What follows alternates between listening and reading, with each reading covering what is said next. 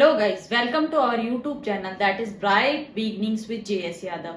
जैसा कि JS sir ने आपसे प्रॉमिस किया था कि we will start it 10th and 12th series, so today I am here to discuss with you 10th series and today we will discuss about as you see syllabus bifurcation and marks distribution.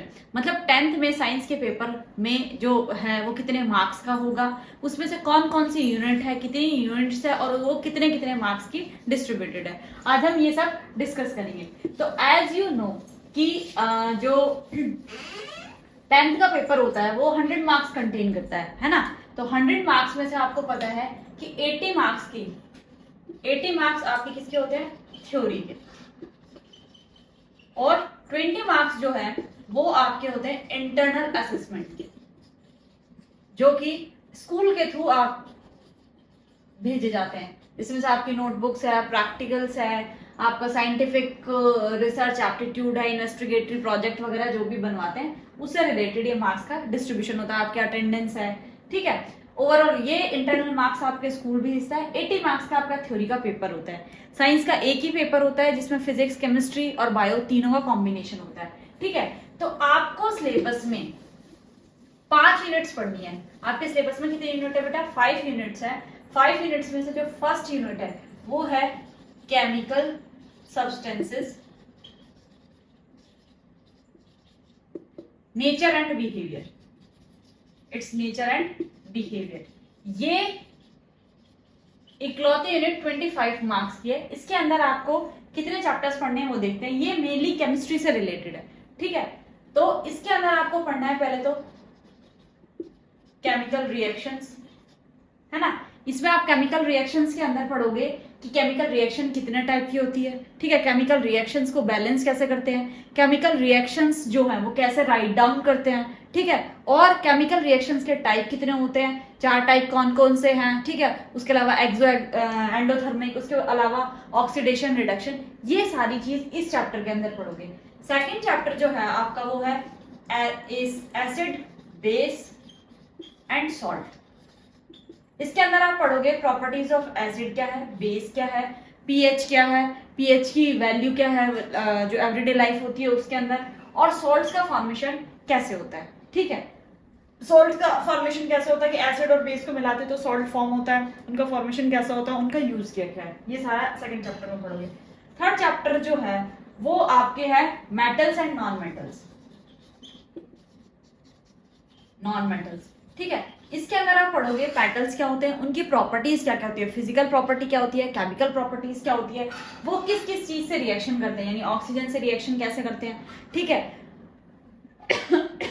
और अगर metals को और किसी भी substance से, water से react कराया जाए तो क्या फॉर्म होगा, नॉन मेटल्स की प्रॉपर्टीज क्या होती है, वो रिएक्ट कैसे करते हैं, उनके बारे में पढ़ोगे। फोर्थ जो चैप्टर है उसमें पढ़ोगे आप carbon and its compound. Fourth chapter क्या है बेटा, कार्बन एंड इट्स कंपाउंड। इसमें पढ़ोगे कि कार्बन क्या है, इसके कंपाउंड्स कौन कौन से हैं, ठीक है। कंपाउंड्स में ऑर्गेनिक कंपाउंड्स क्या होते हैं, इनऑर्गेनिक कंपाउंड्स क्या होते हैं, कुछ एल्डिहाइड्स, कीटोन्स, ठीक है, वो क्या होते हैं, अल्कोहल ग्रुप क्या है, फिनॉल ग्रुप क्या है, उसके बारे में डिटेल में पढ़ोगे, ठीक है। ये तो हो गई आपकी केमिस्ट्री। उसके बाद जो लिविंग वर्ल्ड, सेकेंड यूनिट है आपकी लिविंग वर्ल्ड। कौन सी है, लिविंग वर्ल्ड। अब जो सेकेंड यूनिट है वो है लिविंग वर्ल्ड। वो आपकी होगी 23 मार्क्स की। टोटल कितने मार्क्स की होगी, 23 मार्क्स की। इसके अंदर आपकी कंप्लीटली बायोलॉजी इन्वॉल्व है, ठीक है। अब देखो 23 लिविंग वर्ल्ड के अंदर आप क्या क्या पढ़ोगे, लाइफ प्रोसेस के अंदर आप लाइफ प्रोसेस यानी लाइफ में जितने भी प्रोसेसेस होते हैं लाइफ को सस्टेन करने के लिए, वो कौन कौन से प्रोसेस है, इसमें आप न्यूट्रिशन, डाइजेशन, रेस्पिरेशन, एक्सक्रीशन, इनके बारे में डिटेल में पढ़ोगे कि हार्ट का स्ट्रक्चर क्या है, किडनी का स्ट्रक्चर क्या है, आपके लंग्स का स्ट्रक्चर क्या है, ठीक है। डाइजेशन कैसे होता है, क्यों होता है, कितने टाइप्स का होता है, ये सारा आप पढ़ोगे। रेस्पिरेशन कितना है, कैसे होता है, कितने टाइप का होता है, ये पढ़ोगे आप लाइफ प्रोसेस में। सेकेंड जो चैप्टर है वो है control and coordination. Control and coordination के अंदर आप पढ़ोगे कि हमारी बॉडी यानी ह्यूमन बींग्स में और प्लांट्स में, ये मेनली ह्यूमन बींग्स में और प्लांट्स में पढ़ोगे आप, ठीक है। तो प्लांट्स में कंट्रोल एंड कोऑर्डिनेशन कैसे होता है, सिर्फ हार्मोन्स के थ्रू होता है। वो 4 या 5 टाइप के हार्मोन्स कौन कौन से हैं जो प्लांट्स के कंट्रोल और कोऑर्डिनेशन में हेल्प करते हैं, नेस्टिक मूवमेंट क्या होते हैं, ठीक है। तो ट्रॉपिज्म क्या होता है, ट्रॉपिक मूवमेंट्स क्या होते हैं, इसके बारे में पढ़ोगे। ह्यूमन बींग्स के अंदर आप पढ़ोगे कि ब्रेन का स्ट्रक्चर, ब्रेन के कितने पार्ट्स होते हैं, कौन कौन सा ब्रेन के क्या क्या फंक्शंस है, कि थिंकिंग कौन सा ब्रेन करता है, आपके रेस्पिरेशन को कौन सा कंट्रोल करता है, वॉलंटरी एक्शंस को कौन कंट्रोल करता है, इनवॉलंटरी एक्शंस को कौन कंट्रोल होता है करता है, ये पूरा ब्रेन के बारे में पढ़ोगे। और ह्यूमन के हार्मोन्स के बारे में, कितनी ग्लैंड्स हैं, ठीक है, कौन मास्टर ग्लैंड है, एड्रेनलिन ग्लैंड क्या काम करती है, पैनक्रियास क्या काम करती है, ये सारा आप इसके अंदर पढ़ोगे, ठीक है। उसके बाद थर्ड चैप्टर जो पढ़ोगे वो पढ़ोगे हाउ डू ऑर्गेनिज्म रिप्रोड्यूस,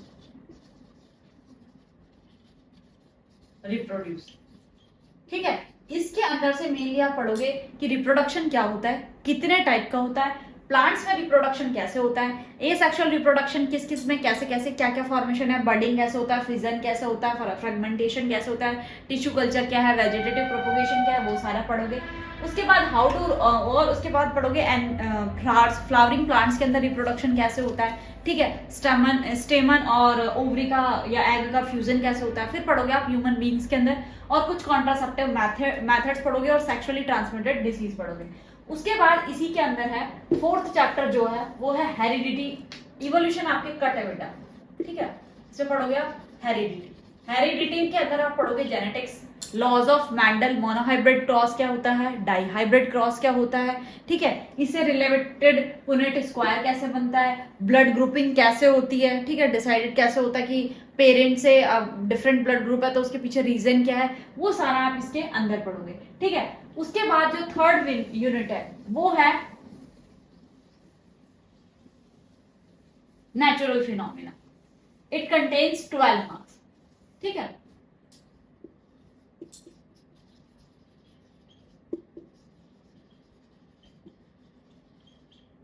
ठीक है, नेचुरल फिनोमिना के अंदर आप क्या पढ़ोगे, और फोर्थ यूनिट जो है, मैं एक बार यूनिट्स के नाम लिख देती हूँ। फोर्थ यूनिट है इलेक्ट्रिक करंट, इलेक्ट्रिक नेचर है, इलेक्ट्रिक करंट और मैग्नेटिक करंट वाला जो चैप्टर है वो फोर्थ यूनिट के अंदर पढ़ोगे। और एक यूनिट और है 50, ये कंटेन करती है 12 मार्क्स, ठीक है। तो इसके अंदर जो पढ़ोगे आप, ये पढ़ोगे रिफ्लेक्शन, रिफ्रैक्शन, ठीक है, ह्यूमन आई। अब इसके अंदर क्या क्या पढ़ोगे, रिफ्लेक्शन के अंदर लॉज ऑफ रिफ्लेक्शन क्या होता है, रिफ्लेक्शन के कॉजेस क्या क्या है, ठीक है, रिफ्लेक्शन से जैसे लेंसेज और लेंसेज के बारे में पढ़ोगे, मिरर्स क्या होते हैं, उनमें डिफरेंस क्या होता है, फोकल लेंथ क्या होती है, डेविएशन क्या होता है, रिफ्रैक्टिव इंडेक्स क्या होता है, रिफ्रैक्शन के अंदर पढ़ोगे रिफ्रैक्टिव इंडेक्स, इसके लॉज, ठीक है, मिरर और लेंस में डिफरेंस क्या है, इमेज का फॉर्मेशन कैसे होता है, मिरर से कौन सी इमेज फॉर्म होती है, लेंस से इमेज फॉर्म होती है वो कैसे होती है, ठीक है, कॉनकेव और कॉन्वेक्स में क्या डिफरेंसेस है, लेंस और मिरर में क्या डिफरेंसेस है वो पढ़ोगे। ह्यूमन आई के अंदर पढ़ोगे कि अब ह्यूमन आई का स्ट्रक्चर कैसा होता है, ठीक है, ह्यूमन आई इनके डिफेक्टिव विजन्स कौन कौन से होते हैं, उन्हें आप करेक्ट कैसे कर सकते हो, ठीक है, और डेली लाइफ में आप स्कैटरिंग का फिनोमेना पढ़ोगे, ठीक है, रिफ्रैक्शन का डेली लाइफ में यूज क्या है, डिस्पर्जन ऑफ लाइट पढ़ोगे और प्रिज्म के बारे में पढ़ोगे। तो इस पूरी जो यूनिट है ये फिजिक्स की यूनिट है, और इसके बाद में जो पढ़ोगे इलेक्ट्रिक करंट वाली जो यूनिट पढ़ोगे वो 13 मार्क्स की है, वो भी फिजिक्स की है, ठीक है। तो जो फोर्थ यूनिट है, अब फोर्थ यूनिट के बारे में डिस्कस कर लेते हैं। फोर्थ यूनिट जो है वो है करंट के बारे में मेनली, ठीक है, ये कंटेन करती है 13 मार्क्स। करंट में आप क्या क्या पढ़ोगे बेटा, देखो इलेक्ट्रिक करंट, ओम्स लॉ क्या होता है, ठीक है, मेनली पोटेंशियल डिफरेंस क्या होता है, ठीक है, ओम्स लॉ के बाद में रेजिस्टिविटी क्या होती है, ठीक है, रेजिस्टिविटी के बाद में आप जो पैरेलल कॉम्बिनेशन क्या है, ठीक है, सीरीज कॉम्बिनेशन क्या है ना, तो ये सारी चीजें पढ़ोगे आप, किस में पढ़ोगे, इलेक्ट्रिक करंट के अंदर, ठीक है। उसके अलावा इसमें दूसरा है magnetic current and it's effects, ठीक है, इसके अंदर आपके हीटिंग इफेक्ट, इलेक्ट्रिक करंट में हीट इफेक्ट पढ़ोगे, डेली लाइफ में हीटिंग इफेक्ट के क्या क्या यूजेस है वो सारी चीजें भी पढ़ोगे। मैग्नेटिक करंट के अंदर आप पढ़ोगे मैग्नेटिक फील्ड क्या होता है, मैग्नेटिक करंट क्या होता है, ठीक है, राइट हैंड रूल क्या होता है, फ्लैमिंग का राइट हैंड रूल क्या है, सोलेनोइड में करंट कैसे पास होता है, ये सारी। मोटर और ये इंडक्शन शायद आपके कट है तो वो मैं देख के आपको क्लियर कर दूंगी, ठीक है। तो करंट के बारे में आप इस टॉपिक के अंदर पूरा कंप्लीटली पढ़ोगे, ठीक है, चाहे वो इलेक्ट्रिक करंट हो चाहे मैग्नेटिक करंट हो। इलेक्ट्रिक करंट कैसे पास ऑन होता है, कैसे इलेक्ट्रॉन्स का मूवमेंट होता है, ओम्स लॉ ने क्या कहा था, इलेक्ट्रिक करंट क्या होता है, करंट का चार्ज क्या होता है, ये सारी चीजें और इससे रिलेटेड न्यूमेरिकल जो है वो इसमें करोगे आप, ठीक है। रेजिस्टेंस क्या होता है, वोल्टेज क्या होता है, पोटेंशियल डिफरेंस क्या होता है, ये सारी इसके अंदर पढ़ोगे। मैग्नेटिक फील्ड क्या होता है, मैग्नेटिक करंट कैसे जनरेट होता है, सोलेनोइड के अंदर मैग्नेटिक करंट कैसे जनरेट होता है, मैग्नेटिक इंडक्शन क्या होता है, ये सारी पढ़ोगे आप मैग्नेटिक करंट और एंड इट्स इफेक्ट्स के अंदर। जो लास्ट यूनिट है वो है आवर एनवायरमेंट, लास्ट चैप्टर है, उसके अंदर वो 7 मार्क्स का है, ठीक है। लास्ट जो यूनिट है 5th है, वो वैसे तो नेचुरल वो है, लेकिन उसके अंदर से और चैप्टर दोनों कट है, उसमें सिर्फ एक चैप्टर आएगा उसके अंदर, ये आएगा आवर एनवायरमेंट, है ना। तो इस चैप्टर ये है 7 मार्क्स का। कितने मार्क्स का बेटा, 7 मार्क्स का। इस चैप्टर के अंदर से मेनली आप क्या पढ़ोगे, बायोटिक फैक्टर क्या होते हैं, अबायोटिक फैक्टर क्या होते हैं, इकोसिस्टम क्या होता है, ठीक है, फूड वेब क्या होती है और फूड चेन क्या होती है, ये सारी चीजें पढ़ोगे।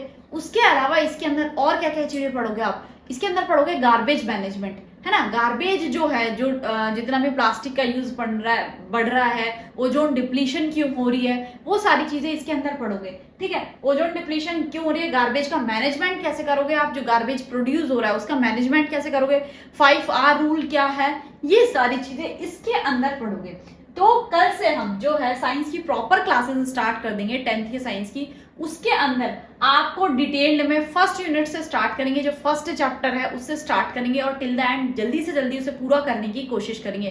तो आई होप कि आपको समझ में आया होगा कि पूरी जो केमिस्ट्री है वो 25 मार्क्स की है, पूरी जो बायोलॉजी है वो 23 मार्क्स की है, अराउंड इतने की ही आपकी फिजिक्स है, ठीक है, क्योंकि 13 और 12 आप कर लो, टोटल 25 हो रहे हैं। और ये जो आवर एनवायरमेंट है ये बायोलॉजी का ही चैप्टर है, ये 7 मार्क्स का है। और इजीली बताऊं तो एनसीईआरटी से आपने देखा होगा 10th का इस साल का पेपर आपने देखा होगा, तीनों सेट्स में देखोगे थोड़ी बहुत माइन्यूट 10 to 20% डिफरेंसेस है, बाकी क्वेश्चन ऑलमोस्ट सिमिलर है। तो उन क्वेश्चंस को आप कैसे अटेंड करोगे, कैसे अटेम्प्ट करोगे, एमसीक्यूज कितने हैं और कितने, है ना, जो क्वेश्चंस है वो डायरेक्ट किससे उठ के आते हैं, एक्टिविटीज से उठ के आते हैं। जो एनसीईआरटी की बुक में जो एक्टिविटीज दे रखी होती है उनसे डायरेक्ट केमिस्ट्री और फिजिक्स में डायरेक्ट क्वेश्चंस आते हैं, स्पेशली केमिस्ट्री के अंदर, कि ये एक्टिविटी परफॉर्म करी थी उसमें किसका फॉर्मेशन होगा, इवन इसमें से केमिकल इक्वेशंस और रिएक्शंस में से, एसिड बेस एंड सॉल्ट में से, तो उसके बारे में हम डिटेल में पढ़ेंगे, ठीक है। उसके बाद आपको ये समझ में आ रहा होगा कि हम जो है वेटेज जो है, मतलब अगर मैं बात करूं तो केमिस्ट्री में अगर एक्टिविटीज से बेस्ड क्वेश्चंस देख लो, उसके अलावा आपको ये कार्बन एंड इट्स कंपाउंड में ये नेमिंग वर्ड, सफिक्स, ठीक है, इसके बारे में पढ़ोगे कि नेमिंग कैसे करते हैं ग्रुप्स की, ऑर्गेनिक कंपाउंड्स क्या होते हैं, है ना। तो वो जब चीजें पढ़ोगे आप, तो केमिस्ट्री के अंदर क्या है कि केमिस्ट्री में थोड़े बहुत क्वेश्चंस जो हैं वो घुमा के आ सकते हैं कि 2 टेस्ट ट्यूब है, इसमें मिक्स किया तो क्या बनेगा, क्यों बनेगा, ये रिएक्शन कैसे होगी, मेटल को कॉपर सल्फेट और आयरन नेल वाली जो एक्टिविटी है उस पर बेस्ड क्वेश्चन आया था इस बार, ठीक है। तो ये जो है केमिस्ट्री के अंदर थोड़े से ट्रिकी क्वेश्चन हो सकते हैं, ठीक है। बायो जो है, बायो के अंदर मैंने इस बार के पेपर में जो देखा वो ये देखा कि बायो में टू द पॉइंट क्वेश्चन है। जेनेटिक्स की जो प्रॉब्लम है उसमें बच्चों को थोड़ी बहुत दिक्कत हो सकती है, उसमें जीनोटाइपिक और फिनोटाइपिक रेशियो से रिलेटेड क्वेश्चन से उससे रिलेटेड थोड़ी बहुत दिक्कत हो सकती है, वरना बायो में एक्चुअल में क्या थे, डायरेक्ट क्वेश्चन थे। तो जो बायो के मार्क्स है अगर 23 वो थे और 7 ये लगा दो तो अराउंड 30 मार्क्स जो है 30 आउट ऑफ 30 आप इजीली ले सकते हो। सेम एज फिजिक्स, फिजिक्स में न्यूमेरिकल्स 2 या 3 थे, उसके अलावा आप देखो तो न्यूमेरिकल भी बहुत इजी थे, आपको फॉर्मूला पता होना चाहिए, ठीक है, और इजीली बस चेंज पता होना चाहिए कि एम्पियर को मिली एम्पियर में कैसे चेंज करते हैं, कन्वर्जन पता होना चाहिए मीटर सेंटीमीटर का, तो इजीली सॉल्व हो रहे थे। तो फिजिक्स में सिर्फ न्यूमेरिकल्स में थोड़ी बहुत दिक्कत आए तो आ सकती है, वरना वैसे डायरेक्ट क्वेश्चन से कौन सा डिफेक्ट हुआ है, किस वजह से हुआ है, ठीक है, उसको करेक्ट करने के लिए कौन सा लेंस यूज करेंगे, इससे रिलेटेड क्वेश्चन था इस बार के पेपर में। तो ये क्या है, जो साइंस है, साइंस और मैथ्स में अगर एक सिंपल सा लॉजिक बेटा, अगर साइंस में डेफिनेशन पूछी है और डेफिनेशन विथ यूनिट 2 मार्क्स में पूछी है, डेफिनेशन ओनली 2 मार्क्स में पूछी है और डेफिनेशन 2 लाइन की है, तो आप अगर वो 2 लाइन करेक्टली लिख के आते हो तो उसमें आपको full out of full marks मिलेंगे। दूसरी बात, साइंस के पेपर में आपने देखा होगा जो 4 और 5 मार्क्स के क्वेश्चन होते हैं या 3 मार्क्स के क्वेश्चन होते हैं उनको क्या करते हैं, डिवाइड कर दिया जाता है कि उनको 1-1 मार्क में डिवाइड कर देते हैं, 1 to 1 में कर देते हैं, 4 मार्क्स का है तो 5 मार्क्स का है तो 1 to 3 में कर देते हैं, 4 मार्क्स की केस स्टडी है तो उसमें 4 क्वेश्चन दे देते हैं या 3 क्वेश्चन दे देते हैं, उसमें से 1-2 मार्क्स कर देते हैं। क्या होता है इससे, क्या होता है कि बच्चों को डेफिनेशन आ रही है, फॉर्मूला का अलग मार्क होता है, ठीक है, आपने उसमें वैल्यूज पुट करिए बेटा, उसका हाफ मार्क अलग होता है, ठीक है, और आपने रिजल्ट निकाला है, उसमें कन्वर्जन नहीं किया है तो उसका 1.5 डिडक्ट हो जाता है, वरना आपको full out of full marks मिल जाते हैं। तो हर जो चीज आप लिख के आ रहे हो साइंस में और मैथ्स में, इसमें यह है कि अगर कोई न्यूमेरिकल सॉल्व कर रहे हो तो उसमें जो मार्क्स का डिस्ट्रीब्यूशन है। दूसरी बात, अगर आप जो कंटेंट है उससे रिलेवेंट लिख रहे हो तो ही मार्क्स मिलते हैं। ऐसा नहीं है कि हम उससे रिलेटेड कुछ भी मार्क्स दे आए और तो टीचर मार्क्स देता है। रिलेवेंट मतलब कि रिलेटेड, उससे रिलेटेड बहुत नियर बाय लिख रहे हो तो मार्क्स मिल जाते हैं, ठीक है। और टू द पॉइंट जो आंसर लिखता है, ऐसा नहीं है कि हमने 2 शीट भर दी, 3 शीट भर दी, या कुछ बच्चे कहते हैं हमने पूरी पेपर के 25-27 की जो शीट आती है वो पूरी की पूरी फिल कर दी, उसके बाद भी मार्क्स इतने आए। तो उसमें यही है कि वे ऑफ राइटिंग क्या है, टू द पॉइंट आप कितना लिख रहे हो, ठीक है। तो साइंस और मैथ्स 2 ऐसे सब्जेक्ट है जिसमें से आप फुल आउट ऑफ फुल क्या कर सकते हो, आउट ऑफ फुल मार्क्स ले सकते हो। तो इसीलिए इस पे आप इजीली फोकस करो। और 10th का सिलेबस 9th के सिलेबस में एज कंपेयर आप देखोगे 9th की फिजिक्स से 10th की फिजिक्स बहुत ईजी है, 9th की बायो से 10th की बायो बहुत ईजी है, ठीक है। तो वो क्या है कि आपने 9th में जितने बेसिक कंसेप्ट क्लियर किए होंगे वो 10th में आपके काम आएंगे और इससे ईजी है। तो आई होप आपको ये क्लास लगेगी कि आपके लिए बेनिफिशियल है और आप इसे ज्यादा से ज्यादा शेयर करेंगे और इस वीडियो को लाइक करेंगे और हमारे चैनल को सब्सक्राइब करेंगे। Thanks for watching, thank you.